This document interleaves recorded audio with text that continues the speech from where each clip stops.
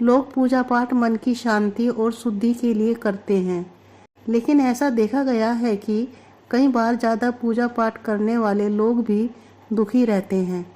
तो क्या इसका कारण उनका ज़्यादा पूजा पाठ करना है, या फिर वो कुछ ऐसा गलत कर रहे हैं जो उनके दुख का कारण बन रहा है?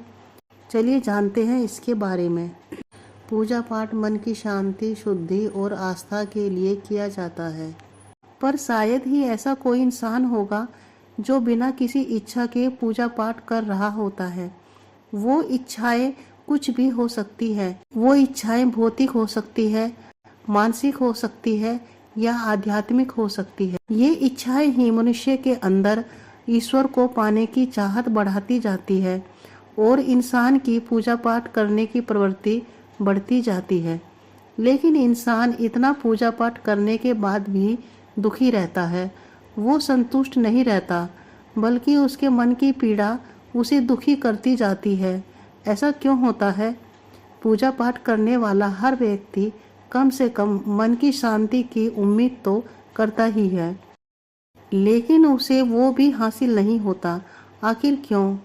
इस बारे में रामकृष्ण परमहंस ने कहा है कि अगर तुम दिन रात जप कर रहे हो लेकिन भीतर लोभ, अहंकार और द्वेष है, तो भगवान तुम्हारी पूजा में नहीं, तुम्हारी आंखों के आंसू और पश्चाताप में प्रकट होते हैं। वहीं श्री श्री रविशंकर जी ने भी कहा है कि पूजा से कर्म तो हल्के होते हैं, लेकिन दुख तब तक रहेगा जब तक मन में स्वीकार्यता, संतोष न हो। कई आध्यात्मिक गुरुओं का कहना है कि आप जितना अधिक भगवान की भक्ति की ओर बढ़ते हैं, आपके पिछले जन्मों के बुरे कर्म और अशुद्धियां आपके सामने आने लगती हैं और आपको दुख देने लगती हैं। ऐसा आपके शुद्धिकरण और कर्मों के निपटारा करने के लिए होता है, लेकिन आप इसे समझ नहीं पाते और कष्टों को देखकर दुखी हो जाते हैं। मनुस्मृति और वेदांत बताते हैं कि व्यक्ति को अपने पूर्व जन्मों और इस जन्म के कर्मों का फल भोगना ही होता है, भले ही वह भक्त हो, साधक हो या ज्ञानी। उसमें एक श्लोक कहा गया है, कर्माणि दुग्धम न शक्यन्ति पूज्या वा जपेन वा।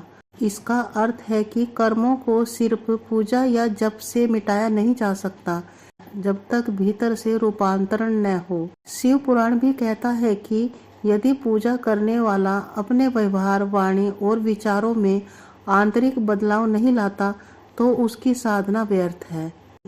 वहीं श्रीमद् भागवत गीता में भगवान श्री कृष्ण जी कहते हैं कि ईश्वर को वस्तु नहीं, आपकी भावना चाहिए।